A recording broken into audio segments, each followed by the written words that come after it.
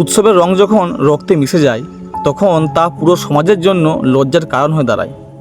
সম্প্রতি দিল্লিতে হোলির দিনে এক যুবককে পিটিয়ে হত্যার ঘটনা আমাদের স্তম্ভিত করেছে।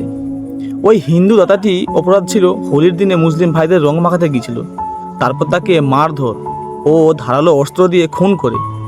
একবার ভাবুন তো, এটা কোন ধর্ম যে ধর্মে রং মাখতে এলে তাকে হত্যা করতে হয়?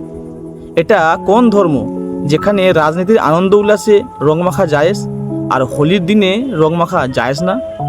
এটা কোন ধর্ম যারা ভাইচারা ও সাম্প্রদায়িকতার ভাষণ দেয়? অবশ্যই আমরা গুটি কয়েক ছেলের জন্য আপনাদের ধর্মকে ছোট করব না, কিন্তু আপনাদের এই সিদ্ধান্ত মেনেও নেব না। আজকে আপনাদের সম্প্রদায়ের শিক্ষিতরা কোথায় যারা সাম্প্রদায়িকতার কথা বলেন? একটিকেও দেখতে পেলাম না অন্যায়ের বিরুদ্ধে প্রতিবাদ করতে। আপনারা হয়তো ভুলে গেছেন দিল্লির বোর্ডে এখন গেরুয়াময়। আপনার ঝাঁটা আপনার পিছনে ঢুকে গেছে। এর পরের পরিস্থিতির জন্য অপেক্ষা করুন।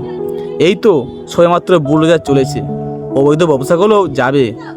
দিল্লি পুলিশের কাছে পশ্চিমবঙ্গ সনাতনী তথা ভারতবর্ষের সনাতনীদের তরফ থেকে অনুরোধ রইল যেন যে কোনো প্রকারে দোষীরা শাস্তি পায়।